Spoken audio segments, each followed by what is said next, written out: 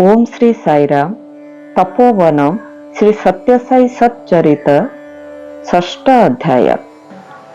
परम ईश्वर एही मानव शरीर भितरे समस्त दिव्य शक्ति और प्रत्येक ऐश्वर्य तत्व विद्यमान। मनीष भगवान को प्रदान करिथिबा समस्त नाम और रूप ए शरीर माध्यम रे प्रकाशित हेउछंती। ए जीवन रे तुमे सर्वदेवता स्वरूपंक दर्शनानंद लाभ करिवार सौभाग्य हासिल करिथिबारु प्रकृତରେ बहु भाग्यवान। बाबा सर्वदेवतातीत महर्षि गर्ग ज्योतिष विद्यारे अति पारंगम थिले। से मध्य जादव मानक कुल पुरोहित थिले। गर्ग संहिता तांक रचना। एही शास्त्रर प्रारंभरे से पूर्ण अवतारर गुण और लक्षण मान वर्णना करिसंती। जस्मिन् सर्वाणि तेजस्मि विलीनयं ते स्वं तेजस्वी तां वदन्ति परे साक्षात् परिपूर्णत्वं स्वयं। अर्थात जेउ अवतार निज ठारे अन्य समस्त देवदेवींक दिव्य महिमा धारण करि पारंती तांकु पूर्ण अवतार बोली कुहा जाए। भगवान श्री सत्यसाई बाबा ए सबुकु सर्वतो भावे धारण करिसंती। पेदाबटु उभय शिरडी साई और सत्यसाई अत्यंत निष्ठापर भक्त थिले। से भगवान श्री सत्यसाई पूजा विधान पुस्तक रचना करिसंती। ताहार नाम श्री सत्यसाई व्रतकल्पम। से हाथ लेखा पांडुलिपि को निज बाक्सरे रखी देथिले। किछि दिन परे से बाक्स खोली पांडुलिपिटी को देखिले जे से लेखा गुड़िक बहु जगार नाली काली रे संशोधन करा जायछि। ताहा जे भगवान का हस्ताक्षर एथिरे कोनोसी संदेह नथिला। से जेउ सब स्थान रे लिखिथिले सर्वदेवता स्वरूप ताहाकु परिवर्तन करा जाई सेठारे लेखा थिला सर्वदेवतातीत स्वरूप। शताब्दी पूर्वरु तेलुगु भक्त कवि पोतना जेतेबेले श्री महाभागवत को संस्कृत तेलुगु को अनुवाद करुथिले प्रभु श्रीराम तांक सहित रचना साहाय्य करिथिले बोली कुहा जाए।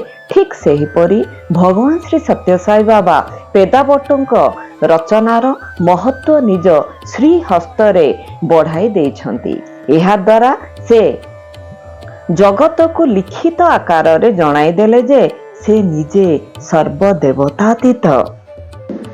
भगवान तांको निज भाषा रे कहंती, मोर एही मानव देह समस्त धर्म और समस्त दिव्य शक्ति धारण करिछि। एथिरे आदम संदेह रख नाही।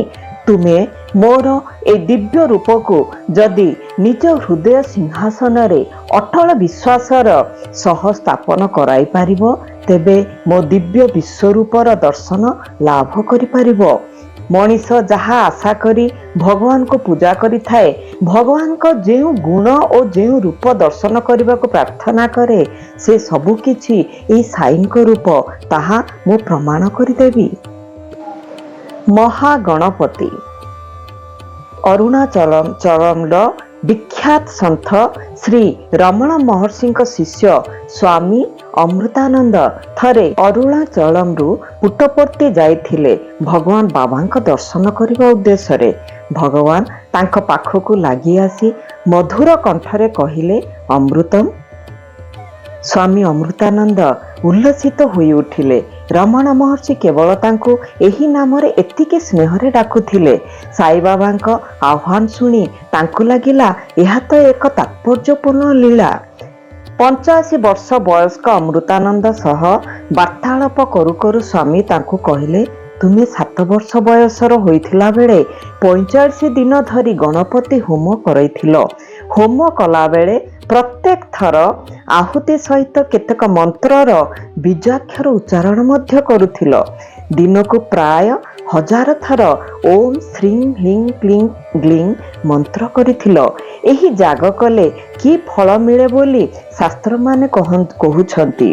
कुहा जाइछि जदि जने भक्त निर्धारित नीति रे एही जाग संपादन करिवो तेबे होमकुंडरू मातंग बदन भगवान महागणपति ତପ୍ତ କାଞ୍ଚନ ବର୍ଣ୍ଣ ଧାରଣ କରି ଦିବ୍ୟ ଦର୍ଶନ ଆଶୀର୍ବାଦ ପ୍ରଦାନ କରନ୍ତି। ବାବା ପଚାରିଲେ, ତୁମର ସେ ଦର୍ଶନ ଲାଭ ହୋଇଥିଲା? ଅମୃତାନନ୍ଦ କହିଲେ, ମୁଁ ସେତେବେଳେ ମାତ୍ର 7 ବର୍ଷ ବୟସର ହୋଇଥିଲି। କେବଳ ହୋମକୁଣ୍ଡର ଆହୁତି ଦେଇଦେଲେ କ'ଣ ଗଣପତିଙ୍କର ଦର୍ଶନ ମିଳିଯିବ? ଶ୍ରୀ ସାଇବାବା ତାଙ୍କୁ ଆଶ୍ୱାସନା ଦେଇ କହିଲେ, ତୁମେ ପିଲାବେଳେ କରିଥିବା ସେହି ମନ୍ତ୍ର ଓ ଆହୁତିର ସୁଫଳ ଆଜି ତୁମକୁ ଏ ପରିଣତ ବୟସରେ ମୋ ପାଖରେ ଆଣି ପହଞ୍ଚାଇଅଛି। ତୁମେ ତୁମର ସେ ହୋମର ଫଳ ବର୍ତ୍ତମାନ ଏହିଠାରେ ପ୍ରାପ୍ତ ହେବ। ଶାସ୍ତ୍ରମାନେ କେବଳ ଭୁଲ କଥା କହିନାହାନ୍ତି। ଅମୃତାନନ୍ଦଙ୍କୁ ବାବା ତାଙ୍କ ନିଜ ଆଡ଼କୁ ଚାହିଁବା ପାଇଁ କହିଲେ ଓ ସେ ତାହା କରିବା ମାତ୍ରେ ଦେଖିଲେ ବାବାଙ୍କ ସ୍ଥାନରେ ତପ୍ତ କାଞ୍ଚନ ବର୍ଣ୍ଣର ମହାଗଣପତି ଦଣ୍ଡାୟମାନ। ଶ୍ରୀ ସୁବ୍ରମଣ୍ୟ ସ୍ୱାମୀ।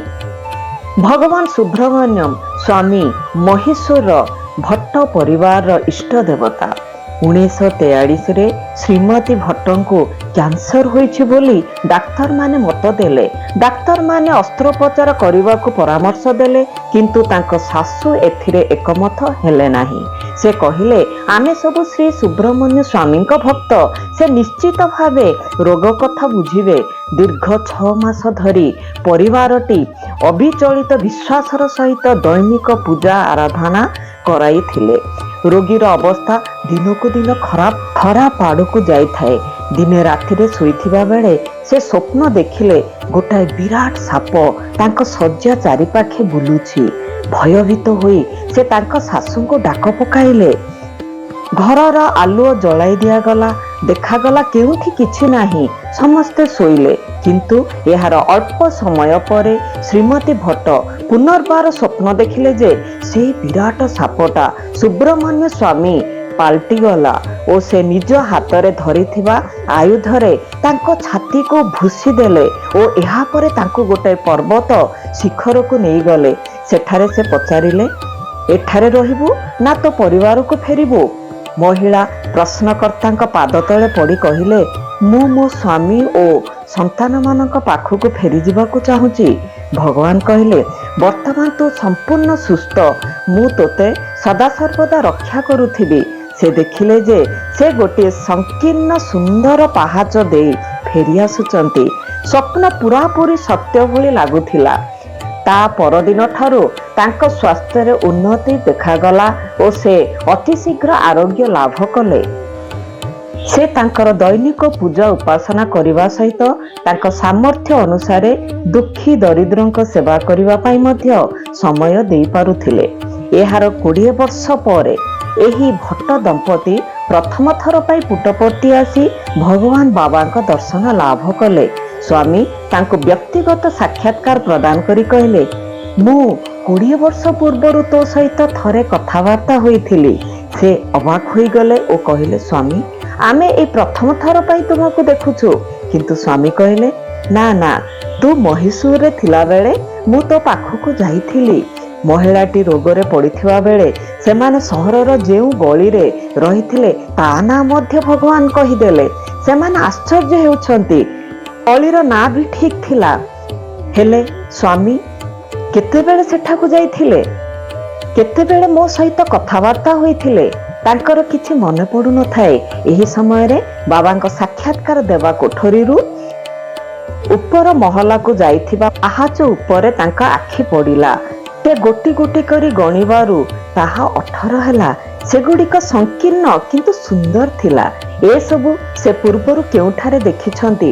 ହଠାତ୍ ତାଙ୍କର ମନେ ପଡ଼ିଗଲା ଯେ 20 ବର୍ଷ ପୂର୍ବରୁ ସେ ସ୍ୱପ୍ନରେ ଯାହା ଦେଖିଥିଲେ ତାହା ଏହି ପାହାଚ। ଏହି ପାହାଚ ମଧ୍ୟ ଦେଇ ସୁବ୍ରମଣ୍ୟ ସ୍ୱାମୀ ତାଙ୍କୁ ସଂସାରକୁ ଫେରାଇ ଆଣିଥିଲେ। ମୁହୂର୍ତ୍ତକ ମଧ୍ୟରେ ସେ ସେହି ବିସ୍ମୟ ଜଗତରୁ ଫେରିଆସି ଦେଖନ୍ତି ତ ବାବା ତାଙ୍କ ଶ୍ରୀହସ୍ତ ଚାଳନା କରି ତାଙ୍କ ପାଇଁ ସୁବ୍ରମଣ୍ୟ ସ୍ୱାମୀଙ୍କର ଗୋଟେ ରୂପ ସୃଷ୍ଟି କରିଛନ୍ତି ଓ ସେଥିରେ ସୁବ୍ରମଣ୍ୟ ସ୍ୱାମୀଙ୍କ ସର୍ପାଳଙ୍କାରରେ ବିଭୂଷିତ କରାଯାଇ ଏକ ଆସୀନ କରାଯାଇଛି। କୃତକୃତ୍ୟ ହୋଇଯାଇଥିବା ମହିଳାଙ୍କ ହାତରେ ବାବା ସେଇଟିକୁ ଦେଲେ। ମହିଳା ଜଣକ ବୁଝିପାରିଲେ ଯେ ତାଙ୍କ ଘରେ ଦୈନିକ ପୂଜିତ ହେଉଥିବା ସୁବ୍ରମଣ୍ୟ ସ୍ୱାମୀ ଏହି ଦୟାମୟ ସାଇବାବାଙ୍କ ବ୍ୟତୀତ ଆଉ କେହି ନୁହନ୍ତି। ଆନନ୍ଦାତୀତ ଶଯ୍ୟାରେ ଅଭିଭୂତ ହୋଇ ପଡ଼ିଥିବା ମହିଳା ଜଣକ ତାଙ୍କ ଅଶ୍ୱପ୍ଲାବନରେ ବାବାଙ୍କ ପଦ୍ମପାଦକୁ ଧୋଇ ଦେଇଥିଲା। ସେଦିନ ଭଗବାନ ସୁବ୍ରମଣ୍ୟ ସ୍ୱାମୀ ବର୍ତ୍ତମାନ ପ୍ରଶାନ୍ତି ନିଳୟମରେ ତାଙ୍କ ଜ୍ୟେଷ୍ଠ ଭ୍ରାତା ମହାଗଣପତିଙ୍କ ପାର୍ଶ୍ୱରେ ଦଣ୍ଡାୟମାନ ହୋଇଛନ୍ତି। ଏହି ମୂର୍ତ୍ତି 1996 ସେପ୍ଟେମ୍ବର 21 ତାରିଖରେ ଭଗବାନ ବାବାଙ୍କ ଦିବ୍ୟ ହସ୍ତରେ ପ୍ରତିଷ୍ଠିତ ହୋଇଥିଲା। ପରମ ଶିବ ବେଲ୍ଲାରୀ ଜିଲ୍ଲାର ତତ୍କାଳୀନ ମ୍ୟୁନିସିପାଲିଟି ସଭାପତି ରାମାରାଜୁ ସତ୍ୟକୁ ସାକ୍ଷାତ କରିବା ଲକ୍ଷ୍ୟରେ ଉରକୋଣ୍ଡା ଆସିଥିଲେ। ସେ ସମୟରେ ସତ୍ୟକୁ ମଧ୍ୟ ରାଜୁ କୁହାଯାଉଥିଲା।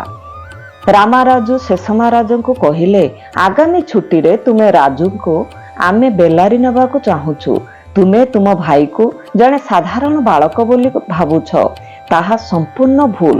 ତାର ପରିବର୍ତ୍ତେ ଓ ମୁଖରେ ଉଜ୍ଜ୍ୱଳତା ଦେଖି ମୋ ମନ ଓ ହୃଦୟ ବିଚଳିତ ହୋଇଯାଉଛି। ମୁଁ ତାଠାରେ ଦିବ୍ୟ ପରିପ୍ରକାଶ ଲକ୍ଷ୍ୟ କରିପାରୁଛି। ଆମ ଅନୁରୋଧ ରକ୍ଷା କରି ତା ସହିତ ତୁମେ ମଧ୍ୟ ଆସି ଆମ ସହିତ କିଛି ଦିନ ରହ। ସେ ସମୟରେ ସାନ ଭାଇଙ୍କ ଏପରି ଅସ୍ୱାଭାବିକ ବ୍ୟବହାର ଦେଖି ଶେଷମହାରାଜୁ ବଡ଼ ବ୍ୟତିବ୍ୟସ୍ତ ହୋଇଯାଉଥିଲେ। ସେ ଭାବିଲେ, ଜଳବାୟୁ ପରିବର୍ତ୍ତନ ହେଲେ ସତ୍ୟର ମାନସିକ ସ୍ୱାସ୍ଥ୍ୟରେ କିଛି ପରିବର୍ତ୍ତନ ଆସିପାରେ। ସେ ରାମରାଜୁଙ୍କ ନିମନ୍ତ୍ରଣ ରକ୍ଷା କରି ବେଲ୍ଲାରୀ ଗଲେ। ଦିନେ ସେ ହାମ୍ପି ପୂର୍ବକାଳରେ ବିଜୟନଗର ସାମ୍ରାଜ୍ୟର ରାଜଧାନୀ ଯାଇ ସେଠାକାର ବିଖ୍ୟାତ ବିରୁପାକ୍ଷ ମନ୍ଦିର ଦର୍ଶନ କରିବାର ଏକ କାର୍ଯ୍ୟକ୍ରମ ରଖିଲେ। ସମସ୍ତେ ମନ୍ଦିର ଭିତରକୁ ଗଲେ, କିନ୍ତୁ ପେଟ ଭଲ ନାହିଁ କହି ସତ୍ୟ ମନ୍ଦିର ବାହାରେ ରହିଲା। ମନ୍ଦିର ପୂଜକ ଯେତେବେଳେ ମୁଖ୍ୟ ଦେବତାଙ୍କୁ ଆରତି ଅର୍ପଣ କଲେ, ବିରୁପାକ୍ଷଙ୍କ ସ୍ଥାନରେ ସମସ୍ତେ ସତ୍ୟକୁ ଦେଖିଲେ। ଶେଷମହାରାଜୁ ରାଗିଗଲେ। ସେ ଭାବିଲେ, ସତ୍ୟ ମନ୍ଦିର ଭିତରକୁ ଆସିବ ନାହିଁ ବୋଲି କହି କେତେବେଳେ ସମସ୍ତଙ୍କ ଅଲକ୍ଷ୍ୟରେ ଯାଇ ବିରୁପାକ୍ଷଙ୍କ ଆସ୍ଥାନ ଉପରେ ପହଞ୍ଚିଗଲାଣି। ଭଗବାନଙ୍କର ଅବମାନନା କରିଛି ସେ। କ୍ରୋଧ ଜର୍ଜରିତ ହୋଇ ବାହାରକୁ ଯାଇ ଦେଖିଲେ ସତ୍ୟ ଗୋଟେ ଗଛ ମୂଳେ ଠିଆ ହୋଇଛି। ଶେଷମହାରାଜୁ କିଛି ସ୍ଥିର କରିପାରିଲେ ନାହିଁ। ବାହାରେ ଠିଆ ହୋଇ ରହିଥିବା ସତ୍ୟ ଉପରେ ନିଜେ ଦୃଷ୍ଟି ଦେଇ ଆଉ ଜଣକୁ ମନ୍ଦିର ଭିତରକୁ ପଠେଇ ଅନୁସନ୍ଧାନ କରାଇଲେ। ଏ ଜଣକ ସତ୍ୟକୁ ଭିତରେ ଦେଖି ଯାଇ ଶେଷମହାରାଜୁଙ୍କୁ ଜଣାଇଲେ। ଶେଷମହାରାଜୁ କେବଳ ବିସ୍ମୟ ବିସ୍ତାରିତ ନେତ୍ରରେ ଥରେ ସତ୍ୟକୁ ଆଉ ଥରେ ବିରୁପାକ୍ଷଙ୍କ ଆଡ଼କୁ ଚାହୁଁଥିଲେ। କୁହାଯାଇଛି, ଅନ୍ତର୍ବହିଶ୍ଚ ତତ୍ସର୍ବଂ ବ୍ୟାପ୍ତଂ ନାରାୟଣ ସ୍ଥିତଃ। ଭଗବାନ ନାରାୟଣ ସର୍ବବ୍ୟାପୀ। ସେ ଭିତରେ ତଥା ବାହାରେ ସର୍ବତ ସର୍ବକାଳ ବିଦ୍ୟମାନ। ସେ ଦଳରେ ଥିବା ସମସ୍ତ ଉପଲବ୍ଧି କଲେ ଯେ ଏହି ସତ୍ୟ ନାରାୟଣ ମଧ୍ୟ ସର୍ବବ୍ୟାପୀ। ଏକ ସମୟରେ ଭିତରେ ବାହାରେ ତଥା ସର୍ବତ ବିରାଜିତ। ଏଠାରେ ଉଲ୍ଲେଖ୍ୟ ଯୋଗ୍ୟ ଯେ ସେତେବେଳେ ସୁଦ୍ଧା ସେ ନିଜ ଅବତାରକୁ ବିଷୟରେ ଉଦ୍ଘୋଷଣା ପ୍ରଦାନ କରିନଥିଲେ। ଦଳଟି ମନ୍ଦିର ଭିତରୁ ବାହାରକୁ ଆସି ସତ୍ୟର ମୁହଁକୁ ଚାହିଁଲେ, କିନ୍ତୁ କୌଣସି ପ୍ରକାର ଅସ୍ୱାଭାବିକ ଲକ୍ଷ୍ୟ କରିପାରିଲେ ନାହିଁ। ଯେପରି ସେଭଳି କିଛି ଘଟିନାହିଁ। ସ୍ୱାମୀ ବିଭୂତି ସୃଷ୍ଟି କରନ୍ତି ବୋଲି ସମସ୍ତେ ଜାଣନ୍ତି। ପ୍ରତିଦିନ ସେ ବହୁ ପରିମାଣର ବିଭୂତି ସୃଷ୍ଟି କରି ଭକ୍ତମାନଙ୍କୁ ବାଣ୍ଟନ୍ତି। ଶିବରାତ୍ରି ପାଳନ ଅବସରରେ ଗୋଟିଏ ଶୂନ୍ୟ କୁମ୍ଭରୁ ଅଜସ୍ର ବିଭୂତି ସୃଷ୍ଟି କରି ବାବା ଶିରିଡ଼ି ବାବାଙ୍କ ମୂର୍ତ୍ତିକୁ ଅଭିଷେକ କରନ୍ତି। କେବେ ହେଲେ ବିଭୂତି କମିଯାଏ ନାହିଁ। ଗୋଟିଏ ନିର୍ଦ୍ଦିଷ୍ଟ ଘଟଣା ଏଠାରେ ବର୍ଣ୍ଣିତ ହେଉଛି। ପ୍ରଶାନ୍ତି ମନ୍ଦିର ନିକଟରେ ଶାନ୍ତି ବେଦିକା ନାମକ ଏକ ବେଦୀ ଥିଲା। 4 ଫୁଟ ଉଚ୍ଚତା ବିଶିଷ୍ଟ ଶିରିଡ଼ି ସାଇଙ୍କ ଏକ ରୌପ୍ୟ ମୂର୍ତ୍ତିକୁ ସେଠାରେ ସ୍ଥାପନା କରାଯାଇଥିଲା। ଶ୍ରୀ କସ୍ତୁରୀ ତାହାର ଗୋଟିଏ ପାର୍ଶ୍ୱରେ ମୂର୍ତ୍ତିର ଅଳ୍ପ ଉପରେ ଗୋଟିଏ ଶୂନ୍ୟ କୁମ୍ଭକୁ ତଳମୁହାଁ କରି ଧରନ୍ତି। ଅନ୍ୟ ପାର୍ଶ୍ୱରେ ଭଗବାନ ବାବା ଠିଆ ହୋଇ ନିଜର ଡାହାଣ ହାତ କୁମ୍ଭ ମୁହଁରେ ପୁରାଇ ନିଜ ହାତ ଘୁରାନ୍ତି। ହାତ ଘୁରାଉଥିବା ପର୍ଯ୍ୟନ୍ତ ଶୂନ୍ୟ କୁମ୍ଭରୁ ଅପର୍ଯ୍ୟାପ୍ତ ବିଭୂତି ଝରେ ଓ ମୂର୍ତ୍ତି ଉପରେ ହୁଙ୍କା ପ୍ରମାଣେ ତାହା ଗଦା ହୁଏ। କିଛି ସମୟ ପରେ ବାବା ନିଜ ଡାହାଣ ହାତ କାଢି ବାମ ହାତ ପୁରାନ୍ତି। ଶିରିଡି ମୂର୍ତ୍ତି ସମ୍ପୂର୍ଣ୍ଣ ଭାବେ ବିଭୂତିରେ ବୁଡି ଯାଆନ୍ତି। ଭକ୍ତମାନେ ଆନନ୍ଦରେ ଫାଟି ପଡନ୍ତି, ତାଳି ବର୍ଷା କରନ୍ତି। ଏହାପରେ ବାବା ଖଣ୍ଡେ ବସ୍ତ୍ର ଧରି ଶିରିଡି ସାଇଙ୍କ ମୁହଁ ଓ ମଥାକୁ ପୋଛି ଶ୍ରୀହସ୍ତ ଚାଳନା କରି ପାନାଟିଏ ସୃଷ୍ଟି କରି ଶିରିଡି ମୂର୍ତ୍ତିରେ କପାଳରେ ଲଗାଇ ଦିଅନ୍ତି। ତାହା ସେଠାରେ ଲାଗି ରହିଯାଏ। ଏହି ଚମତ୍କାରିତା ଏକ ଆଲୌକିକ ଦୃଶ୍ୟ। ଏସବୁ ଦେଖିବାର ସୁଯୋଗ ପାଇ ଆମ୍ଭେମାନେ ଧନ୍ୟ ହୋଇଛୁ। ଏଭଳି ଦୃଶ୍ୟ ଅବଲୋକନ କରି ଆତ୍ମା ବିସ୍ତୃତ ହୋଇ ଭଗବାନ ଚିନ୍ତନରେ ଏକାକାର ହୋଇ ନିଜକୁ ମଜାଇ ଦେବା ହିଁ ବିଜ୍ଞତାର ପରିଚୟ। ସେହି ଶିବରାତ୍ରି ସନ୍ଧ୍ୟାରେ ଭକ୍ତମାନଙ୍କ ସମକ୍ଷରେ ବାବା ତାଙ୍କ ନାଭି କମଳରୁ ଶିବଲିଙ୍ଗ ଉଦ୍ଭବ କରି ମୁଖ ମଧ୍ୟ ଦେଇ ବାହାରକୁ ଆଣିଥିଲେ। ବାବା ଦିବ୍ୟ ସମ୍ଭାଷଣ ପ୍ରଦାନ କରୁଥିଲେ। ହଠାତ୍ ସମ୍ଭାଷଣ ଦେବା ବନ୍ଦ କରିଦେଇ ବସି ପଡ଼ିଲେ। ଭକ୍ତମାନେ ଉଚ୍ଚ ସ୍ୱରରେ ଭଜନ ଗାନ କରୁଥିଲେ। ବାବାଙ୍କ ସମଗ୍ର ଶରୀର ସ୍ୱେଦାକ୍ତ ହୋଇଯାଇଥିଲା। ଘନ ଘନ ଜଳ ପାନ କରୁଥିଲେ। ଉଦର ମଧ୍ୟରେ କିଛି ଗୋଟାଏ ଚଳପ୍ରଚଳ ହେବା ଭଳି ଜଣାଗଲା। ସେ କଷ୍ଟ ପାଇଲା ଭଳି ଭିଡ଼ି ମୋଡ଼ି ହେଲେ। ଭଜନ ଗାନ ତୀବ୍ରତାର ହୋଇଥାଏ। ଆତ୍ମଲିଙ୍ଗ ଊର୍ଦ୍ଧ୍ୱଗତି ଲାଭ କଲା, କଣ୍ଠ ଦେଶରେ ପହଞ୍ଚିଲା ଏବଂ ହଠାତ୍ ମୁଖ ମଧ୍ୟ ଦେଇ ପ୍ରକଟିତ ହୋଇଗଲା। ବାବା ତାହାକୁ ନିଜ ହସ୍ତାଞ୍ଜଳିରେ ଧରି ପକାଇଲେ। ତାପରେ ତାହାକୁ ଉପରକୁ ତୋଳି ଧରିଲେ ହଜାର ହଜାର ଭକ୍ତ ଦର୍ଶନ କରିବାକୁ ସୁବିଧା ପାଇବେ ବୋଲି। ଲିଙ୍ଗର ଆକାର ବହୁତ ବଡ଼ ଥିବାରୁ ପାଟିରେ କ'ଣ ଦୁଇଟି ଚିରିଯାଇ ରକ୍ତ ଦାଗ ଦେଖାଯାଇଥିଲା। ଏହି ଲିଙ୍ଗୋଦ୍ଭବର ତାତ୍ପର୍ଯ୍ୟ ବୁଝାଇବାକୁ ଯାଇ ସ୍ୱାମୀ କହିଲେ, ତୁମେ ଭଗବାନଙ୍କ ସ୍ୱଭାବକୁ ପୂର୍ଣ୍ଣ ମାତ୍ରାରେ ଜାଣିପାରିବ ନାହିଁ କିମ୍ବା ଦୈବୀ ଶକ୍ତି ଓ ତାହାର ମହିମାକୁ ମାପିପାରିବ ନାହିଁ। ଏହାକୁ ଦେଖି ହେବ ନାହିଁ ବା ହାସଲ କରିହେବ ନାହିଁ। ଏହି ଲିଙ୍ଗୋଦ୍ଭବକୁ ଦେଖି ତୁମ୍ଭେମାନେ ତୁମ୍ଭର ସୀମିତ ସୁଯୋଗ ବଳରେ ତୁମ୍ଭମାନଙ୍କ ମଧ୍ୟରେ ଓ ତୁମ୍ଭମାନଙ୍କ ସମ୍ମୁଖରେ ଉପସ୍ଥିତ ଥିବା ଭଗବାନଙ୍କୁ ଅନ୍ତତଃ ପକ୍ଷେ କଳନା କରିପାରିବ। ତୁମର ସୌଭାଗ୍ୟ ଓ ଦିବ୍ୟ କୃପା ବଳରେ ତୁମେ ଏହି ଦେବ ଦୁର୍ଲଭ ଦୃଶ୍ୟ ଦେଖିବାର ସୁଯୋଗ ଲାଭ କରିଛ। 1974 ମସିହା ଶିବରାତ୍ରିର ଲିଙ୍ଗୋଦ୍ଭବ ପରେ ଭଗବାନ ଏକ ରୋମାଞ୍ଚକାରୀ ଘୋଷଣା କରିଥିଲେ। ଭକ୍ତମାନଙ୍କୁ ସମ୍ବୋଧନ କରି ସେ କହିଲେ, ଏହା 10 ଇଞ୍ଚ ବିଶିଷ୍ଟ ଆତ୍ମଲିଙ୍ଗ ଦଶାଙ୍ଗୁଳମ୍, ଯାହା ବିଷୟରେ କପିଳ ମୁନି ବେଦ ଉପନିଷଦରେ ବର୍ଣ୍ଣନା କରିଛନ୍ତି। ଏହାକୁ ଦର୍ଶନ କରିଥିବାର ତୁମର ଜୀବନ ପରିପୂର୍ଣ୍ଣତା ହାସଲ କରିପାରିଛି ଏବଂ ତୁମ୍ଭେମାନେ ଜନ୍ମ ମୃତ୍ୟୁର ଆବର୍ତ୍ତରୁ ମୁକ୍ତି ପାଇଛ। ଏହି ଲିଙ୍ଗ 10 ଇଞ୍ଚ ବିଶିଷ୍ଟ। ଏହି ଲିଙ୍ଗର ଭିତରେ ଜ୍ୟୋତିଶିଖା ରୂପେ ତ୍ରିଶୂଳ ଚିହ୍ନ ଅଛି, ଯାହାର ରଙ୍ଗ ପ୍ରତି 10 ମିନିଟରେ ପରିବର୍ତ୍ତନ ହେଉଅଛି। ବହୁ ବର୍ଷ ପରେ ଭଗବାନ ହିରଣ୍ୟଗର୍ଭ ଲିଙ୍ଗ ଉଦ୍ଭବ କଲେ 1999 ଶିବରାତ୍ରିରେ। ତା ପର ବର୍ଷ ଶିବରାତ୍ରିରେ ଭଗବାନ ସତ୍ୟସାଇ ସୃଷ୍ଟି କଲେ ସ୍ୱର୍ଣ୍ଣଲିଙ୍ଗ। ଏହାକୁ ସୃଷ୍ଟି କରି ସେ ସାଇ କୁଳବନ୍ତମ ସଭାଗୃହରେ ଉପସ୍ଥିତ ଥିବା ଲକ୍ଷ ଲକ୍ଷ ଭକ୍ତଙ୍କୁ ତାହା ଦେଖାଇଥିଲେ ଓ ଭକ୍ତମାନେ ଏଥିରେ କୃତ୍ୟକୃତ୍ୟ ହୋଇଯାଇଥିଲେ। ଏହାର ମଧ୍ୟରେ ସେମାନେ ଧନ୍ୟ ହୋଇଛନ୍ତି ବୋଲି ଭାବିଥିଲେ। ଶ୍ରୀରାମଚନ୍ଦ୍ର 1962 ମସିହା ବୃନ୍ଦାବନରେ ଗ୍ରୀଷ୍ମ ଶିକ୍ଷା ଶିବିର ଆରମ୍ଭ ହେବାକୁ ଯାଇଥାଏ। ଭାରତର ବିଭିନ୍ନ ପ୍ରଦେଶରୁ 800 ଯୁବକ ଯୁବତୀ ହ୍ୱାଇଟ୍ ଫିଲ୍ଡରେ ସମବେତ ହୋଇଥାନ୍ତି। ମାତା ଈଶ୍ୱରମା ଅନ୍ୟ ମହିଳାମାନଙ୍କ ସହିତ ମାସକ ପାଇଁ ଏହି ଶିକ୍ଷା ଶିବିରର ଯୋଗ ଦେବାର ଅନୁମତି ଭଗବାନଙ୍କ ଠାରୁ ପାଇଥାନ୍ତି। ଭଗବାନଙ୍କ ବାସଗୃହର ତଳ ମହଲାରେ ତାଙ୍କୁ ରହିବାକୁ ଦିଆଯାଇଥାଏ। ଛାତ୍ରଛାତ୍ରୀମାନେ ଦୈନିକ ଭୋର ସମୟରୁ ଉଠନ୍ତି। ଓମକାରମ୍, ସୁପ୍ରଭାତମ୍, ଭଜନମ୍, ଯୋଗାସନମ୍, ସେବା ଆବଶ୍ୟକ କରୁଥିବା ଲୋକମାନଙ୍କ ସେବା ତଥା ଅନ୍ୟ କାର୍ଯ୍ୟ ସବୁ କରନ୍ତି। ଏଥିରେ ଅଂଶ ଗ୍ରହଣ କରିଥିବା ସମସ୍ତେ ଖୁବ୍ ଉତ୍ସାହୀ ଓ ଖୁସି ଥିବା ଜଣା ପଡୁଥାଏ। ମାତା ଈଶ୍ୱରାମାଙ୍କୁ ଏସବୁ ଦେବୀ ସରସ୍ୱତୀଙ୍କ ମନ୍ଦିରରେ ଦୈନନ୍ଦିନ ଲାଗିଥିବା ଉତ୍ସବ ପରି ଲାଗୁଥାଏ। ଏ ଶିବିର ଆରମ୍ଭ ହେବାର ଏକାଦଶ ଦିବସରେ ଈଶ୍ୱରାମାଙ୍କର ଏକ ରୋମାଞ୍ଚକ ଅନୁଭୂତି ହେଲା। ତା ପରଦିନ ସେ ପେଦାବଟୁ ଶିରିଡ଼ି ମାଙ୍କ ପାଖକୁ ଦୌଡ଼ିଲେ। ପେଦାବଟୁଙ୍କ କହିଲା ବେଳେ ମଧ୍ୟ ସେ ଅଧୀର ହୋଇ ପଡ଼ିଥିବା ଲକ୍ଷ୍ୟ କରାଯାଇଥିଲା। ସେ କହିଲେ, ମୁଁ ଯେଉଁ ଆଚମ୍ବିତ କଥା ଅନୁଭବ କରୁଛି ତାହା ତୁମକୁ କହିବି, କିନ୍ତୁ ମୋତେ ଜବାବ ଦିଅ, ଏ କଥା ଅନ୍ୟ କାହାକୁ କହିବ ନାହିଁ।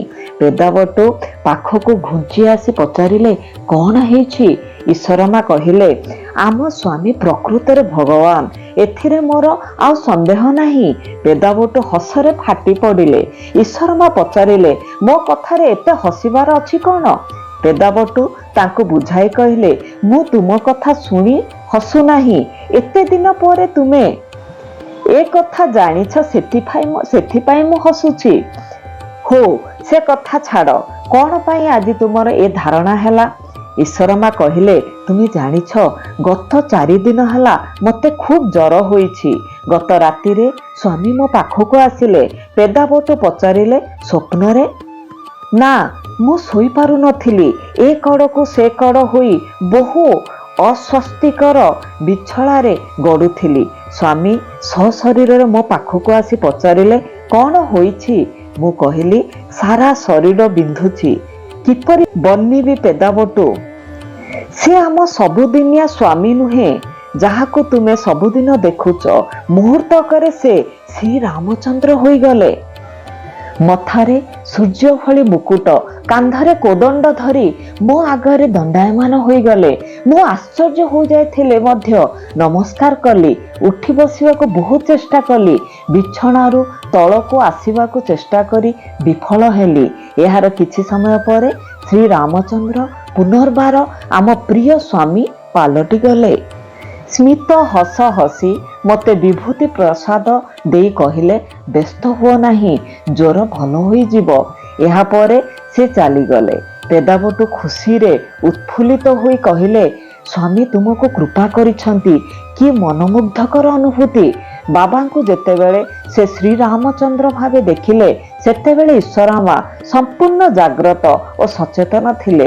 ପ୍ରକୃତରେ ସେ ଅନନ୍ୟ ସୌଭାଗ୍ୟବତୀ।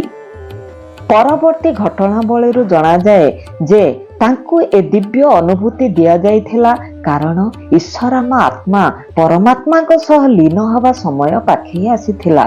ଠିକ୍ ତା ପରଦିନ 1972 ମେ ମାସ 6 ତାରିଖ ପ୍ରାତଃ 6 ଘଣ୍ଟିକା ସମୟରେ ଛାତ୍ରଛାତ୍ରୀମାନେ ନଗର ସଂକୀର୍ତ୍ତନକୁ ଫେରୁଥାନ୍ତି। ସ୍ୱାମୀ ଉପର ମହଲାରୁ ଦର୍ଶନ ଦେଇ ସ୍ନାନାଗାରକୁ ଗଲେ। ଇତ୍ୟବସରରେ ଈଶ୍ୱରମା ନିଜ ସ୍ନାନାଦି କର୍ମ ସାରି କଫି ପିଇ ସାରି ଭିତର ବାରଣ୍ଡାରେ ଆରାମ କରୁଥିଲେ। ହଠାତ୍ ସେ ସ୍ନାନାଗାର ଆଡ଼କୁ ଦୌଡ଼ିଲେ ଓ ସ୍ୱାମୀ ସ୍ୱାମୀ ବୋଲି ଡାକିଲେ। ସ୍ୱାମୀ ମଧ୍ୟ ଭିତରୁ କହିଲେ, ଆସୁଛି ଆସୁଛି। ଈଶ୍ୱରମା ପଡ଼ିଗଲେ ଓ ଶେଷ ନିଶ୍ୱାସ ତ୍ୟାଗ କଲେ। 1983 ମସିହା ମେ 6 ତାରିଖରେ ଈଶ୍ୱରମାଙ୍କ ଶ୍ରାଦ୍ଧବାର୍ଷିକ ପାଳନ ଅବସରରେ ସ୍ୱାମୀ ଏ ପ୍ରସଙ୍ଗରେ କହୁଥିଲେ, ଈଶ୍ୱରମାଙ୍କ ଭଳି ସରଳ ତଥା ବିରଳ ମହିଳା ଯେଉଁଭଳି ଭାବରେ ସଂସାରରୁ ବିଦାୟ ନେଲେ, ସେ କଥା ବର୍ଣ୍ଣନା କରିବି। ଜୀବନର ଶେଷ ମୁହୂର୍ତ୍ତରେ ଜଣଙ୍କର ମନ ଅଳଙ୍କାର ବା ସେହିଭଳି କିଛି ମୂଲ୍ୟବାନ ପଦାର୍ଥ ଉପରେ ସାଧାରଣତଃ ଥାଏ। ବହୁତ କମ୍ ଲୋକ ଅଛନ୍ତି ଯେଉଁମାନଙ୍କର ମନ ଶେଷ ମୁହୂର୍ତ୍ତରେ ସ୍ୱାମୀଙ୍କ କଥା ଭାବେ। ତଳ ମହଲାରୁ ସେ ସ୍ୱାମୀ ସ୍ୱାମୀ ଡାକିଥିଲେ। ତାଙ୍କ ପ୍ରାଣବାୟୁ ଉଡ଼ିଗଲା ବେଳକୁ ମୁଁ କହୁଥାଏ, ଯାଉଛି ଯାଉଛି। ଶ୍ରୀ ମହାବିଷ୍ଣୁ ଗଜେନ୍ଦ୍ରକୁ ଉଦ୍ଧାର କରିବା ଭଳି ଏ ପରିସ୍ଥିତିରେ ଥିଲା। ଗୋଟିଏ ସମୟରେ 2ଟି ବିଦ୍ୟୁତ୍ ଶକ୍ତି ସମ୍ପୂର୍ଣ୍ଣ ତାର ଝଲସି ଉଠନ୍ତି ଓ ଜଣେ ମୁକ୍ତିଲାଭ କରେ। ଏହି ସମୟରେ ଈଶ୍ୱରମାଙ୍କର ଝିଅ ଓ ନାତୁଣୀ ଭେଙ୍କମା ଓ ଶୈଳଜା ତାଙ୍କ ପାଖରେ ଥିଲେ, କିନ୍ତୁ ସେ ବିକଳ ହୋଇ ସ୍ୱାମୀଙ୍କୁ ଡାକ ପକାଇଥିଲେ। ଏହା ଥିଲା ଧାର୍ମିକତା ଓ ଧର୍ମପରାୟଣତା ଏବଂ ଅମୂଲ୍ୟ ସାଧନାର ପୁରସ୍କାରର ପ୍ରମାଣ। କାହାର ପ୍ରିୟ ହେବା ପାଇଁ ଚେଷ୍ଟା କରାଯିବା ଦରକାର, ଏହା ଥିଲା ତାହାର ପ୍ରକୃଷ୍ଟ ଉଦାହରଣ। ଶ୍ରୀ ଶ୍ୟାମ ସୁନ୍ଦର ସ୍ୱାମୀ କାରୁଣ୍ୟାନନ୍ଦ ଅରୁଣାଚଳମରେ ରମଣ ମହର୍ଷିଙ୍କ ସହିତ ଅନେକ ବର୍ଷ ରହିଲେ। କିଛି ବର୍ଷ ଧରି ସେ ତିରୁପତି ନିକଟବର୍ତ୍ତୀ ଗୋଗର୍ଭମର ମଳୟାଲା ସ୍ୱାମୀଙ୍କ ସହିତ ମଧ୍ୟ ଥିଲେ। 1927ରେ ସେ ଋଷିକେଶର ସ୍ୱାମୀ ଶିବାନନ୍ଦଙ୍କ ଦ୍ୱାରା ସନ୍ନ୍ୟାସାଶ୍ରମରେ ଦୀକ୍ଷିତ ହୋଇଥିଲେ।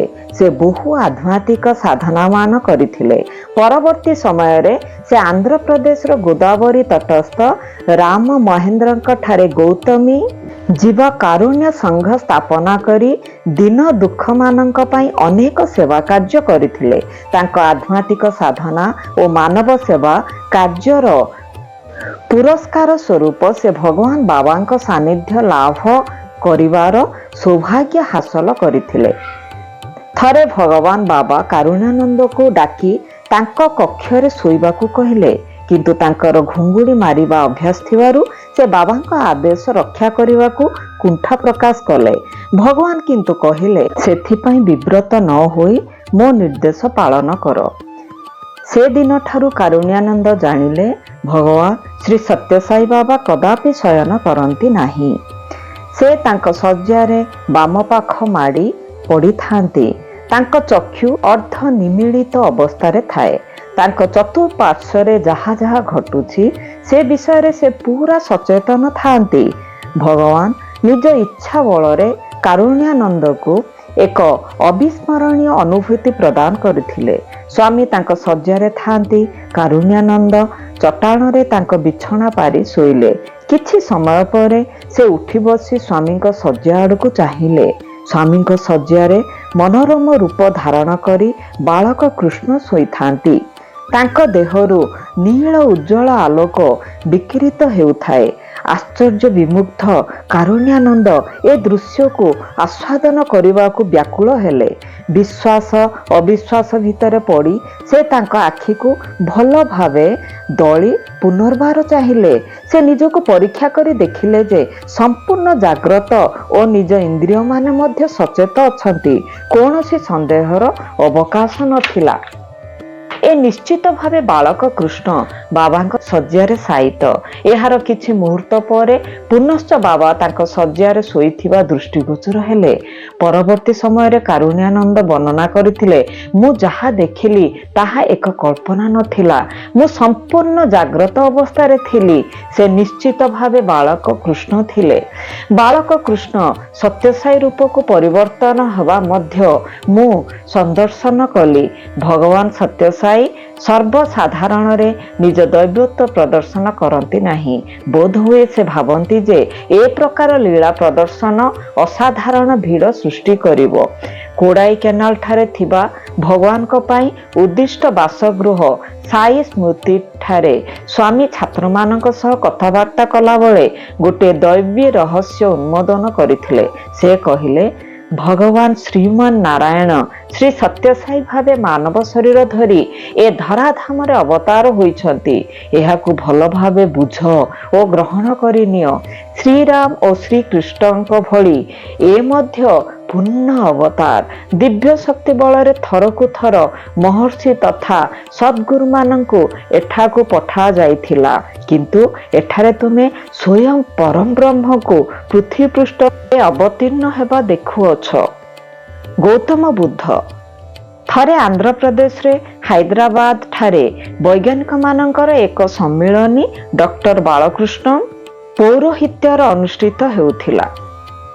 ଅନ୍ୟାନ୍ୟ ବୈଜ୍ଞାନିକମାନଙ୍କ ମଧ୍ୟରେ ଜାପାନର ବୈଜ୍ଞାନିକ ପ୍ରଫେସର ହାଇକାୱା ମଧ୍ୟ ଉପସ୍ଥିତ ଥିଲେ। ଡକ୍ଟର ବାଳକୃଷ୍ଣ ତାଙ୍କୁ ନିଜ ବାସଭବନକୁ ନିମନ୍ତ୍ରଣ କଲେ। ସେଠାରେ ହାଇକାୱା ପ୍ରଥମ ଥର ପାଇଁ ଭଗବାନ ଶ୍ରୀ ସତ୍ୟସାଇ ବାବାଙ୍କର ରଙ୍ଗୀନ ଫଟୋଟିଏ ଦେଖିବାକୁ ପାଇଲେ। ସେ ତତ୍କ୍ଷଣାତ୍ ସେ ଆଡ଼କୁ ଟାଣି ହୋଇଗଲେ। ଡକ୍ଟର ବାଳକୃଷ୍ଣଙ୍କ ମନ୍ଦିର ସଦୃଶ୍ୟ ଭବନରେ ଏହି ଆକର୍ଷଣୀୟ ଫଟୋଟି ସୁସଜ୍ଜିତ ହୋଇ ରଖାଯାଇଥିଲା। ସେ ପ୍ରଥମେ ଭାବିଲେ ଏ ଫଟୋଟି ବୋଧହୁଏ ଏହି ପରିବାରର କୌଣସି ଅତି ସମ୍ମାନୀୟ ପୂର୍ବପୁରୁଷଙ୍କର ହୋଇଥିବ। ପରେ କଥାବାର୍ତ୍ତାରୁ ଜଣାପଡ଼ିଲା ଯେ ତାହା ଭଗବାନ ଶ୍ରୀ ସତ୍ୟସାଇ ବାବାଙ୍କର ଏବଂ ଡକ୍ଟର ବାଳକୃଷ୍ଣ ବାବାଙ୍କ ଦୈବତ୍ୱ ତଥା ଅବତାର ତତ୍ତ୍ୱ ଉପରେ କିଛି ଆଲୋକପାତ କଲେ। ଘଟଣା ଏଭଳି ଘଟିଲା ଯେ ଠିକ୍ ସେହି ସମୟରେ ସ୍ୱାମୀ ହାଇଦ୍ରାବାଦ ସହରରେ ଥିଲେ ଏବଂ ବୈଜ୍ଞାନିକ ଦ୍ୱୟ ସ୍ୱାମୀଙ୍କ ଦର୍ଶନକୁ ବାହାରିଲେ। ସ୍ୱାମୀ ଦୟାକରି ଉଭୟଙ୍କ ସାକ୍ଷାତକାର ପ୍ରଦାନ କରିବା ପାଇଁ ଭିତରକୁ ଡାକିଲେ। ସ୍ୱାମୀଙ୍କ ପାଖରେ ଥିବାବେଳେ ପ୍ରଫେସର ହାଇକାୱା ପରିଷ୍କାର ଭାବେ ଅନୁଭବ କଲେ ଯେ ସେ ଜଣେ ଦିବ୍ୟ ପୁରୁଷଙ୍କ ଉପସ୍ଥିତି ଲାଭ କରିଛନ୍ତି। ସ୍ୱାମୀ ଧୀର ଭାବରେ ନିଜର ଶ୍ରୀହସ୍ତ ଚାଳନା କରି ମୁଖମଣ୍ଡଳରେ ସ୍ମିତହାସ୍ୟ ଖେଳାଇ ଗୋଟିଏ ମଣିଷ ହୃତ୍ପିଣ୍ଡ ସୃଷ୍ଟି କରି ତାଙ୍କୁ ଦେଖାଇଲେ। ସେ ଆଶ୍ଚର୍ଯ୍ୟ ହୋଇ ଅବାକାବା ହୋଇଗଲେ। ଭଗବାନ ପଚାରିଲେ, ଏଇଟି କ'ଣ? ହାଇକାୱା କହିଲେ, ଏହା ଏକ ମଣିଷ ହୃତ୍ପିଣ୍ଡ। ଏଇଟି କାହାର ତୁମେ ଜାଣ କି? ପ୍ରଫେସର କହିଲେ, ମୁଁ କିପରି ଜାଣିବି? ବାବା କହିଲେ, ଏଇଟି ତୁମର ହୃତ୍ପିଣ୍ଡ, ତୁମ ଜନ୍ମ ସମୟର। ହାଇକାୱା ନିର୍ବାକ ହୋଇଗଲେ। ସ୍ୱାମୀ ବୁଝାଇ ଦେଲେ, ଏଇଟି ପ୍ରକୃତରେ ତୁମ ନିଜ ହୃତ୍ପିଣ୍ଡ। ବ୍ୟସ୍ତ ହୋଇପଡ଼ ନାହିଁ।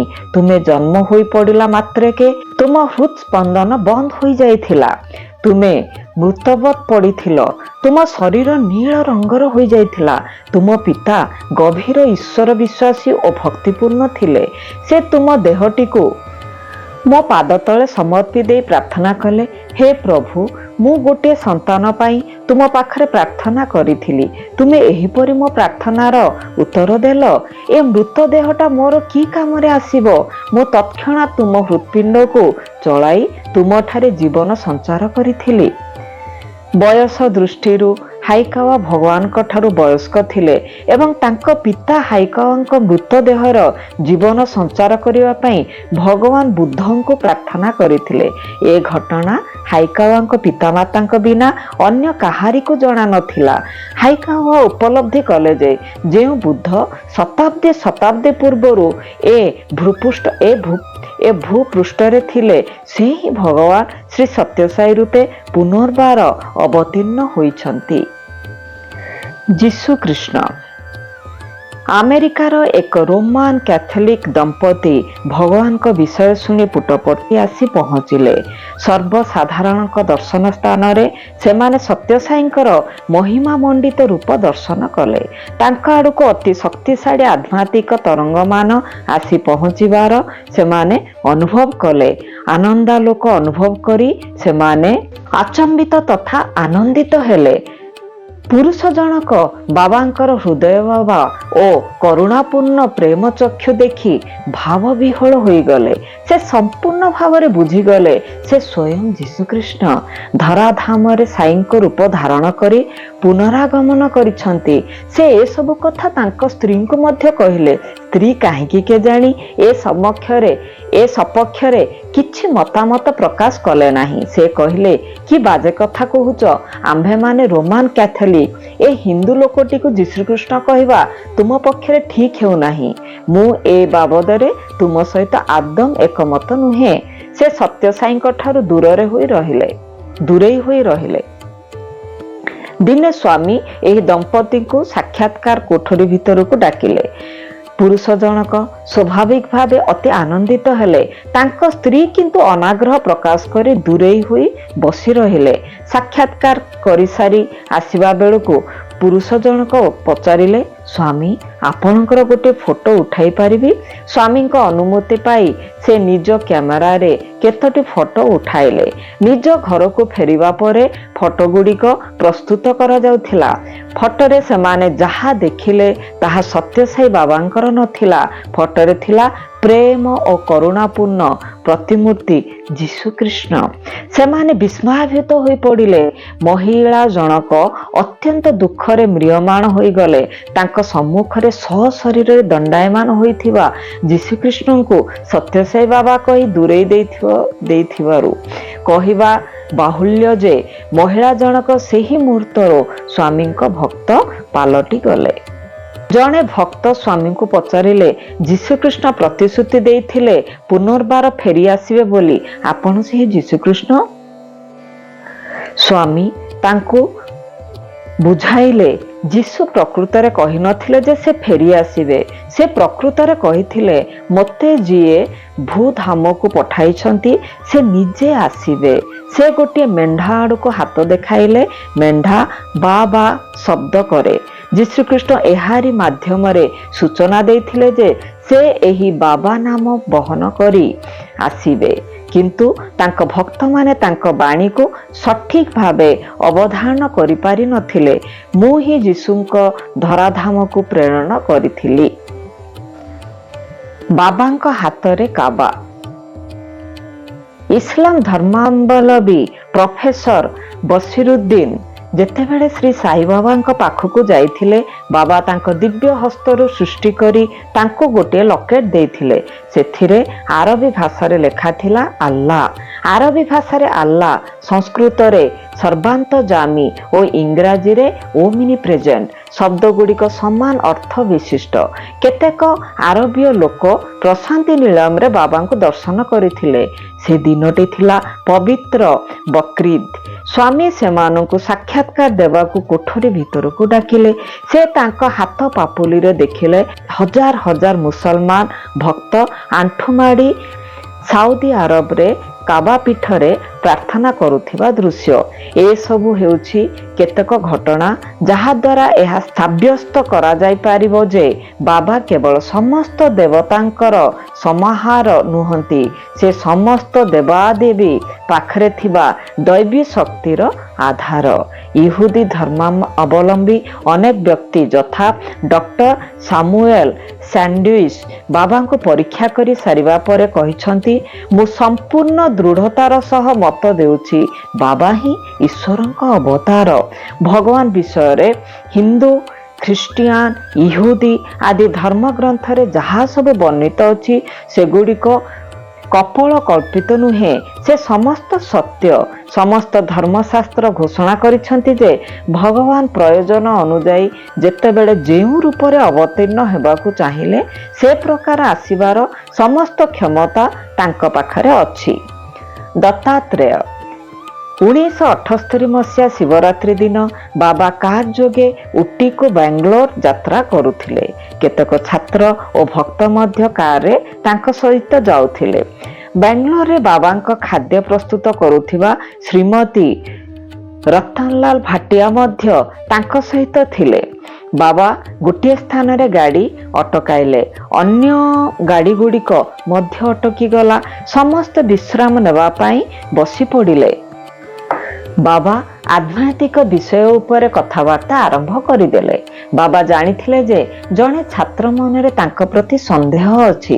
ବାବା ସେହି ଛାତ୍ରଟିକୁ କହିଲେ, ତୁ ମନରେ ମୋ ବାବଦରେ ଆହୁରି ସନ୍ଦେହ ରଖି ହଇରାଣ ହେଉଛୁ ନୁହେଁ କି? ତୁ ହାତରେ ଧରିଥିବା ପୋଲାରଏଡ୍ କ୍ୟାମେରାରେ ମୋ ଫଟୋ ଉଠା, ମୋ ପ୍ରକୃତ ସ୍ୱରୂପ ଜାଣିପାରିବୁ।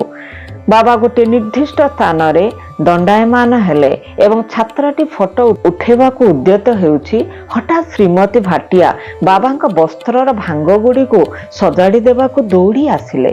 ସ୍ୱାମୀ କଡ଼ା ଗଳାରେ ତାଙ୍କୁ ଦୂରରେ ରହିବା ପାଇଁ କହିଲେ। ବାବା ଚଢ଼ା ଗଳାରେ ଓ ଉଚ୍ଚ ସ୍ୱରରେ କହିବାକୁ ମହିଳା ଜଣକ ଡରି ଯାଇ ପଛକୁ ଫେରିଗଲେ ଏବଂ ଖଣ୍ଡେ ଦୂରରେ ଠିଆ ହୋଇ ରହିଲେ। ଛାତ୍ରଟି କ୍ୟାମେରା ବୋତାମଟିକୁ ଟିପିଦେଲା। କିଛି କ୍ଷଣ ଭିତରେ ପୋଲାରଏଡ୍ ରଙ୍ଗୀନ ଛବି ବାହାରି ଆସିଲା। ଦେଖାଗଲା ଫଟୋରେ ଅଛନ୍ତି ତିନି ମଥା ବିଶିଷ୍ଟ ଦତ୍ତାତ୍ରେୟ, ବ୍ରହ୍ମା, ବିଷ୍ଣୁ ଓ ମହେଶ୍ୱର ମିଳିତ ରୂପ। ଭଗବାନ ଦତ୍ତାତ୍ରେୟଙ୍କ ପାଖରେ ଥିଲେ 4ଟି କୁକୁର, ଗୋଟିଏ ଗାଈ। ଫଟୋଟି ସ୍ୱାମୀଙ୍କୁ ଦେଖାଇବା ବେଳେ ସେ ଶ୍ରୀମତୀ ଭାଟିଆଙ୍କୁ କହିଲେ, ଏବେ ବୁଝିପାରୁଛୁ ଫଟୋ ଉଠାଇବା ବେଳେ ମୁଁ ଚଢ଼ା ଗଳାରେ କାହିଁକି ମନା କରୁଥିଲି? ସେତେବେଳେ ମୋ ଦେହକୁ ଅତି ଶକ୍ତିଶାଳୀ କିରଣ ବାହାରୁଥିଲା। ତୁ ତାହାର ପ୍ରଭାବ ସମ୍ଭାଳି ପାରି ନଥାନ୍ତୁ। ସତ୍ୟସାଇ ପରମ ବ୍ରହ୍ମ, ସୃଷ୍ଟି ସ୍ଥିତି ଓ ଲୟ ଚକ୍ରର ମୂଳ ଉତ୍ସ। ଏହି ଘଟଣା ମାଧ୍ୟମରେ ଶ୍ରୀ ସତ୍ୟସାଇ ଜଣାଇଦେଲେ ଯେ ସେ ହିଁ ବ୍ରହ୍ମା, ବିଷ୍ଣୁ ଓ ମହେଶ୍ୱର ଏକତ୍ରିତ ରୂପ। ତ୍ରିନାଥ ଓ ତ୍ରିନାଥାତୀତ ଦିବ୍ୟ ସତ୍ତା। ମୋ ମାନବ ଦେହରେ ସମସ୍ତ ଦେବାଦେବୀଙ୍କ ଶକ୍ତି ବିଦ୍ୟମାନ। ଶ୍ରୀ ସତ୍ୟସାଇ ବାବା ଥରେ ଘୋଷଣା କଲେ, ଯେହେତୁ ମୁଁ ତୁମମାନଙ୍କ ଭିତରେ ବୁଲୁଛି, ତୁମ ପରି ଖାଦ୍ୟ ଗ୍ରହଣ କରୁଛି, ତୁମ ସହ ବାର୍ତ୍ତାଳାପ କରୁଛି, ମୋତେ ଜଣେ ସାଧାରଣ ମାନବ ଭାବିବା ଭଳି ଭୁଲ ତୁମ ଦ୍ୱାରା ହୋଇଯାଇପାରେ। ସେ ପ୍ରକାର ଭୁଲ କଲେ ତୁମେ ଅଡ଼ୁଆରେ ପଡ଼ିଯିବ, ମୋହଜାଲରେ ଛନ୍ଦି ହୋଇଯିବ। ସଦା ସର୍ବଦା ସତର୍କ ଦୃଷ୍ଟି ସମ୍ପନ୍ନ ହୁଅ ଏବଂ ସେ ବିପଦଠାରୁ ଦୂରେଇ ରହ। ମାୟାଜାଲ ମୋ ସହ ବିଦ୍ୟମାନ ଥାଏ, ତେଣୁ ମୁଁ ତୁମ ସହ ଭଜନ କରିପାରେ, କଥାବାର୍ତ୍ତା କରିପାରେ, ସମସ୍ତ କର୍ମରେ ତୁମ ସହ ଅଂଶଗ୍ରହଣ କରିପାରେ ଏବଂ ଏସବୁ ମାଧ୍ୟମରେ ତୁମଠାରେ ମାୟା ସୃଷ୍ଟି କରିପାରେ, କିନ୍ତୁ ଯେକୌଣସି ମୁହୂର୍ତ୍ତରେ ହଠାତ୍ ମୋ ଦୈବତ୍ୱ ପ୍ରକଟନ କରିପାରେ ମଧ୍ୟ। ତେଣୁ ତୁମେ ତୁମକୁ ସର୍ବଦା ଜାଗ୍ରତ କରି ରଖ, ସବୁବେଳେ ଯେତେବେଳେ ସେତେବେଳେ ସେହି ମହାନ ମୁହୂର୍ତ୍ତ ପାଇଁ ପ୍ରସ୍ତୁତ ହୋଇଥାଅ। ଏ ମାନବ ଶରୀର ମଧ୍ୟରେ ପ୍ରତ୍ୟେକ ଧର୍ମର ଓ ପ୍ରତ୍ୟେକ ଦେବାଦେବୀଙ୍କର ଶକ୍ତିମାନ ଠୁଳ ହୋଇ ରହିଛି। ମଣିଷ ଭଗବାନଙ୍କୁ ଯେତେ ନାମ, ଯେତେ ରୂପ, ଯେତେ କ୍ଷମତାର ଅଧିକାରୀ ଭାବେ ଚିତ୍ରଣ କରିଛି, ସେ ସମସ୍ତ ସତ୍ୟସାଇଙ୍କର ଅନ୍ୟ କାହାରି ନୁହେଁ। ଭଗବାନଙ୍କ ପ୍ରତି କରାଯାଇଥିବା ପ୍ରାର୍ଥନା ସମୂହ ଓ ସକଳ ନୈବେଦ୍ୟ ମୋ ପାଖରେ ହିଁ ପହଞ୍ଚେ। ତୁମକୁ ସଂଶୟମୁକ୍ତ କରି ମୁଁ ତାହା ପ୍ରଦର୍ଶନ କରିପାରିବି। ସେଥିପାଇଁ ମୁଁ ଦିବ୍ୟ ସମ୍ଭାଷଣ ଗୁଡ଼ିକରେ ଗୁରୁତ୍ୱ ଦେଇ କହେ ଯେ ଆଲ୍ଲା, ଯୀଶୁ, ଜେହୋବା, ରାମ, କୃଷ୍ଣ, ଈଶ୍ୱର ଓ ସାଇ ପ୍ରକୃତି ନାମ ଗୁଡ଼ିକରେ କୌଣସି ପାର୍ଥକ୍ୟ ନାହିଁ। ସବୁଗୁଡ଼ିକ ମୋର, କେବଳ ମୋର। ଭଗବାନ ଯେତେବେଳେ ମାନବ ଆକାର ହୋଇ ଧରାଧାମରେ ଅବତୀର୍ଣ୍ଣ ହୁଅନ୍ତି, ତାଙ୍କ ବାହ୍ୟ ରୂପରୁ ତାଙ୍କ ବିଷୟକୁ ସତ୍ୟ ଜାଣିବା କଷ୍ଟକର ହୋଇଥାଏ। ଅବତାରଙ୍କ ଶରୀର ଓ ସାଂସାରିକ କାର୍ଯ୍ୟକଳାପ ସହ ମଣିଷ ନିଜକୁ ତୁଳନା କରି ଭୁଲବଶତଃ ଭାବିନିଏ ଯେ ଦୁଇ ଜଣ ଯାକ ସମାନ ସ୍ତରରେ ଓ ଏକ ପ୍ରକାରର। ସତ କହିବାକୁ ଗଲେ ସମଗ୍ର ମାନବ ଜାତି 1000 ବର୍ଷ ଧରି କଠୋର ତପ ସାଧନା କଲେ ମଧ୍ୟ ମୋର ପ୍ରକୃତ ତତ୍ତ୍ୱ ବିଷୟରେ କୌଣସି ଥଳକୂଳ ପାଇପାରିବ ନାହିଁ। ତୁମ ସମ୍ମୁଖରେ ଏକ ପବିତ୍ର ନାମ ଓ ରୂପ ଧରି ଦଣ୍ଡାୟମାନ ହୋଇଥିବା ଦିବ୍ୟ ଶକ୍ତିର କୃପା ଲାଭ କରିପାରିଲେ ତୁମେ ଶୀଘ୍ର ପରମ ଉପଲବ୍ଧି ହାସଲ କରିପାରିବ। ଏ ବିରଳ ସୌଭାଗ୍ୟ ପାଇଥିବାରୁ ତୁମେମାନେ ବହୁ ପରିମାଣରେ ଭାଗ୍ୟବାନ। ପୂର୍ବ କାଳରେ ଯୋଗୀ, ଋଷି ତଥା ସନ୍ନ୍ୟାସୀମାନେ ଯାହା ଯାହା ପାଇଥିଲେ, ଏହା ସେ ସବୁଠାରୁ ବହୁ ଅଧିକ ମୂଲ୍ୟବାନ। ଏ କଥା ଭୁଲି ଯାଅ ନାହିଁ। ସ୍ୱାମୀ ବିଶ୍ୱ ବ୍ରହ୍ମାଣ୍ଡରେ ପରିବ୍ୟାପ୍ତ।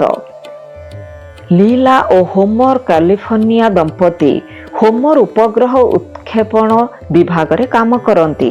1972ରେ ଲୀଲା ମେକ୍ସିକୋର ଇନ୍ଦ୍ରାଦେବୀଙ୍କ ଦଳରେ ଯୋଗଦେଇ ବାବାଙ୍କ ଦର୍ଶନ କରିବା ପାଇଁ ପୁଟ୍ଟପର୍ତ୍ତି ଆସିଲେ।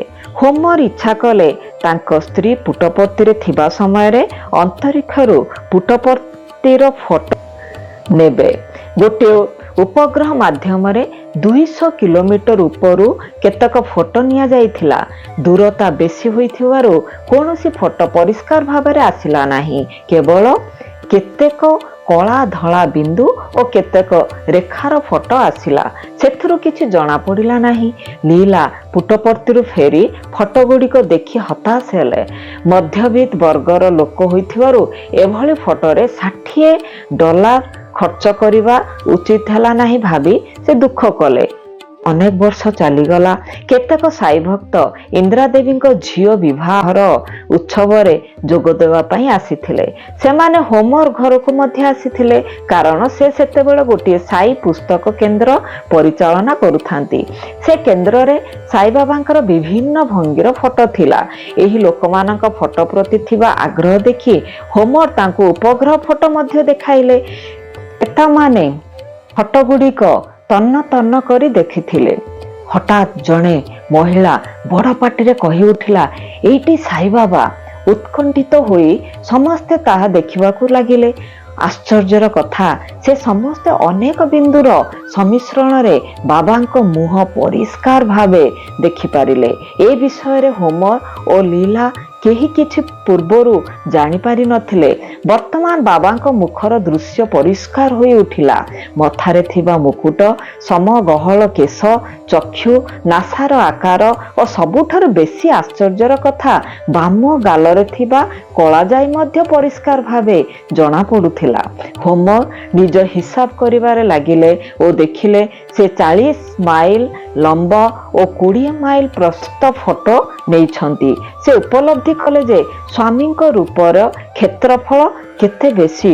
ସେ ଯେଉଁପରି ମାପିଲେ ସେଥିରୁ ଜାଣିଲେ ଯେ ସ୍ୱାମୀ ପ୍ରଶାନ୍ତି ନୀଳମକୁ କେନ୍ଦ୍ର କରି ବହୁ ପ୍ରଶସ୍ତ କ୍ଷେତ୍ରରେ ଚାହିଁ ରହିଛନ୍ତି। 1978ରେ ହୋମର ପୁଟ୍ଟପର୍ତ୍ତିରେ ବାବାଙ୍କୁ ଦର୍ଶନ କରିବାକୁ ଆସିଲେ। ସେ ସ୍ୱାମୀଙ୍କ ମଥା ଚତୁଃପାର୍ଶ୍ୱରେ ବିରାଟ ଗୋଲାକାର ଆଭା ଦେଖିପାରିଲେ।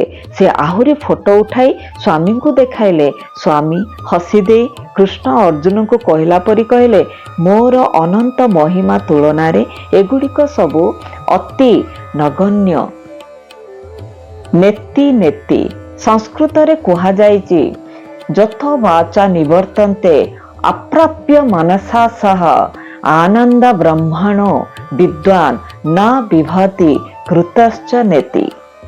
ପରଂବ୍ରହ୍ମ ପଞ୍ଚ ଇନ୍ଦ୍ରିୟ ତଥା ମନର ଗୋଚର ନୁହନ୍ତି। କେବଳ ଜଣେ ପ୍ରକୃତ ଭକ୍ତ ଧାରଣା ବହିର୍ଭୂତ ପରଂବ୍ରହ୍ମକୁ ଅସଲ ସ୍ୱରୂପ ବାବଦରେ ଉପଲବ୍ଧି ପାଇପାରିବ ଓ ଭାବାତୀତ ଆନନ୍ଦ ଲାଭ କରିପାରିବ। ସେ ନିର୍ଭୟ ହୋଇଯିବ, ସମସ୍ତ ପ୍ରକାର ଭୟର ଊର୍ଦ୍ଧ୍ୱକୁ ଚାଲିଯିବ ଏବଂ ଚିରନ୍ତନ ଆନନ୍ଦ ଉପଭୋଗ କରିପାରିବ।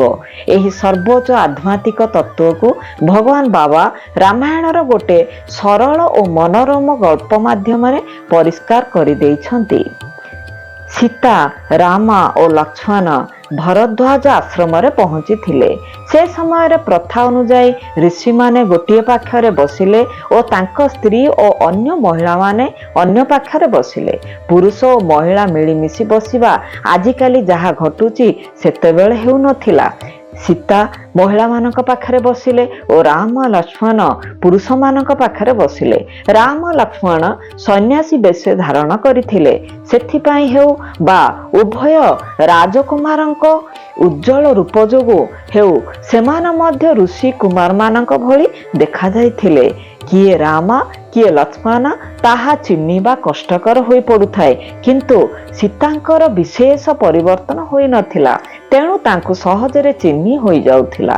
ମହିଳାମାନେ ସ୍ୱଭାବତଃ ଅଧିକ କଥା କହନ୍ତି ଓ ସବୁ କଥା ଜାଣିବାକୁ ଇଚ୍ଛା କରନ୍ତି। ଅପରପକ୍ଷରେ ଋଷିମାନେ ଅଧିବିଦ୍ୟା ବିଷୟରେ ନିଜ ନିଜ ଭିତରେ କଥାବାର୍ତ୍ତା କରୁଥାନ୍ତି। ସ୍ତ୍ରୀ ଲୋକମାନେ ଅତି ନିମ୍ନ ସ୍ୱରରେ କଥାବାର୍ତ୍ତା କରୁଥିଲେ। ସେ ସୀତାଙ୍କୁ ପଚାରିଲେ, ସୀତା ଦେବୀ, ତୁମ ପତିଦେବ ମଧ୍ୟ ଆସିଛନ୍ତି? ସୀତା କହିଲେ, ହଁ, ମୁଁ ତାଙ୍କରି ସାଙ୍ଗରେ ଆସିଛି। ସେ ଋଷିମାନଙ୍କ ସାଙ୍ଗରେ ବସିଛନ୍ତି। ମହିଳାମାନେ ପୁଣି ପଚାରିଲେ, ସେ ଦୁଇ ଜଣଙ୍କ ଭିତରୁ କିଏ ପତି? ସୀତା କ'ଣ ସେଠାରେ ସମସ୍ତଙ୍କ ସମକ୍ଷରେ ଦେଖାଇ ଦେଇଥାନ୍ତେ କିଏ ତାଙ୍କ ପତି? ସେ ଅତି ପରିମାର୍ଜିତ, ସମ୍ଭ୍ରାନ୍ତ ଓ ପତିବ୍ରତା ଥିଲେ। କୌଣସି ସ୍ପଷ୍ଟ ଉତ୍ତର ନ ଦେଇ ସେ ମୁହଁ ତଳକୁ କରି ବସିଲେ, କିନ୍ତୁ ମହିଳାମାନେ ତାଙ୍କୁ ଛାଡ଼ିଲେ ନାହିଁ।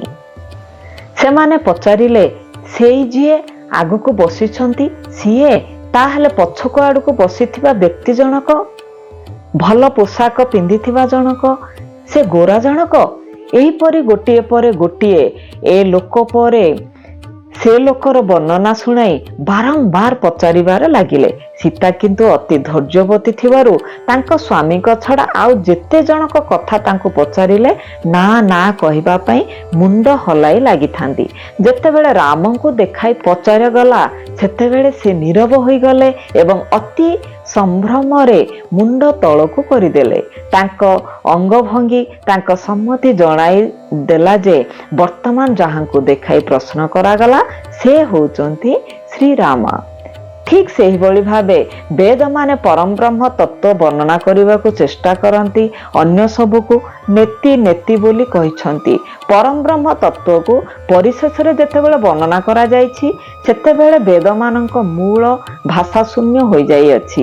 ସେଥିପାଇଁ କୁହାଯାଇଛି ଯେ ମୌନ ବାକ୍ୟ ପ୍ରକଟିତ ପରମ ବ୍ରହ୍ମ ତତ୍ତ୍ୱ, ଅର୍ଥାତ୍ ପରମ ବ୍ରହ୍ମ ତତ୍ତ୍ୱକୁ କେବଳ ନିଃଶବ୍ଦ ବା ଗଭୀର ନୀରବତା ଦ୍ୱାରା ସୂଚାଇ ହେବ।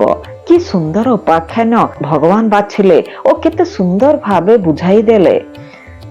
ସରଳ ଭାଷା ମନୋରମ ଗଳ୍ପ ମାଧ୍ୟମରେ ବୈଦିକ ଶବ୍ଦ ନେତି ନେତିର ଅର୍ଥ ସୁସ୍ପଷ୍ଟ କରି ଦେଇଛନ୍ତି। ତାହାର ଆଧ୍ୟାତ୍ମିକ ତାତ୍ପର୍ଯ୍ୟକୁ ମଧ୍ୟ ସେ ବୁଝାଇଛନ୍ତି। ସାଧାରଣତଃ ହାଲୁକା ଭାବେ ଓ ଆକ୍ଷରିକ ଭାବେ ଏହାର ଅର୍ଥ ହେଉଛି ଏହା ନୁହେଁ, କିନ୍ତୁ ଏହାର ଅନ୍ୟ ଗୋଟିଏ ସୂକ୍ଷ୍ମ ଅର୍ଥ ଅଛି। ପରମ ବ୍ରହ୍ମ ବିଶ୍ୱସାରା ପରିବ୍ୟାପ୍ତ। ତାଙ୍କ ବିସ୍ତାର ଓ ପ୍ରସାରର ସୀମା ନାହିଁ। ସେ ପ୍ରକାଶ କରିଥିବା ବିଭିନ୍ନତା ମଧ୍ୟ ଅଗଣିତ। ତାହାକୁ ବିନାଶ କରିହେବ ନାହିଁ, ପରିବର୍ତ୍ତନ କରିହେବ ନାହିଁ। ତେଣୁ ପରମ ବ୍ରହ୍ମଙ୍କ ସ୍ୱଭାବ ବିଚାର କଲାବେଳେ ନେତି ଶବ୍ଦ ବ୍ୟବହାର କରାଯାଏ। ଆମେ ସେ ଶବ୍ଦର ଅର୍ଥକୁ ଏହା ନୁହେଁ ପରିବର୍ତ୍ତେ କେବଳ ଏହା ନୁହେଁ, ଏତିକି ମାତ୍ର ନୁହେଁ ବୋଲି ଗ୍ରହଣ କରିପାରିବା। ତାହାର ଅର୍ଥ କେବଳ ଏହା ନୁହେଁ, ଏହା ସହିତ ଆହୁରି ବହୁତ କିଛି ଅଛି। ଏହିଭଳି ଭାବେ ଆମେ ଯଦି ଏହାର ଗଭୀର ଅର୍ଥ ଖୋଜି ବସିବା, ଏହା ଗଭୀରରୁ ଗଭୀରତର ଜଣାପଡ଼ିବ। ସମଗ୍ର ଜଗତ ଚରାଚର ସବୁକିଛି ଏହି ପରମ ବ୍ରହ୍ମଙ୍କ ଦ୍ୱାରା ଆବୃତ ଓ ଏକୀଭୂତ। ଏହା ସର୍ବତ୍ର ଚିରାଜିତ। ଏଭଳି କୌଣସି ବିନ୍ଦୁ ନାହିଁ, କୌଣସି କାଳ ନାହିଁ ଯେଉଁଠାରେ ପରମ ବ୍ରହ୍ମ ତତ୍ତ୍ୱ ବିଦ୍ୟମାନ ନଥାଏ। ତେଣୁ ଆମେ ଯେତେବେଳେ କୌଣସି ବସ୍ତୁ ବା ପଦାର୍ଥ ଆଡ଼କୁ ଚାହୁଁ ପରମ ବ୍ରହ୍ମଙ୍କ ଚିହ୍ନଟ କରିବା ବସ୍ତୁ, ଆମେ ନିଜକୁ ପ୍ରଶ୍ନ କରୁ, ଏହା କ'ଣ ବ୍ରହ୍ମ? ଏହା କ'ଣ ସେଇଆ? ଉତ୍ତର ପାଉ ନେତି ନେତି। ଏହା ବ୍ରହ୍ମ ନୁହେଁ, ଏହା ସେଇଆ ନୁହେଁ।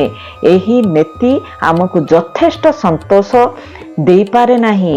ଅପରପକ୍ଷରେ କେବଳ ଏହା ନୁହେଁ, କେବଳ ଏହା ନୁହେଁ ଏ ଉତ୍ତର ପରମ ବ୍ରହ୍ମଙ୍କ ତତ୍ତ୍ୱକୁ ବର୍ଣ୍ଣନା କରିବା ପାଇଁ ଉପଯୁକ୍ତ ମନେ ହୁଏ। ଆମେ ଯେତେବେଳେ ସତ୍ୟସାଇ ପରମ ବ୍ରହ୍ମଙ୍କ କରୁଣା, ଚମତ୍କାରିତା ଓ ସ୍ୱତନ୍ତ୍ର କଥା ବୁଝିବାକୁ ଚେଷ୍ଟା କରୁ, ଆମେ ନିଜକୁ ପ୍ରଶ୍ନ କରୁ, ତାହା କ'ଣ ମାତ୍ର ଏତିକି? ଆମେ ଅତି ଶୀଘ୍ର ଉପଲବ୍ଧି କରୁ ଯେ ଏହା ସବୁ କିଛି ନୁହଁ, ଆହୁରି ବହୁତ କଥା ଅଛି। ତେଣୁ ତାହା ହିଁ ସଠିକ ଉତ୍ତର, ସନ୍ତୋଷଜନକ ଉତ୍ତର। ତେଣୁ ବୈଦିକ ଶବ୍ଦ ନେତି ନେତି ର ପ୍ରକୃତ ଅର୍ଥ ହେଉଛି କେବଳ ଏହା ନୁହେଁ, ଏହା ସହିତ ଆହୁରି ବହୁତ କଥା ଅଛି। ଭଗବାନ ପ୍ରଦତ୍ତ ବର୍ଣ୍ଣନା ଜ୍ଞାନୀମାନଙ୍କୁ ମଧ୍ୟ ଜ୍ଞାନ ପ୍ରଦାନ କରିବ। ଜ୍ଞାନର ସର୍ବବୃହତ୍ ଗନ୍ତାଘର ସାଇଙ୍କ ପ୍ରତି ଆମର ବିନମ୍ର ପ୍ରଣତି। ଓಂ ଶ୍ରୀ ସତ୍ୟସାଇ ପରମ ବ୍ରହ୍ମଣେ ନମଃ।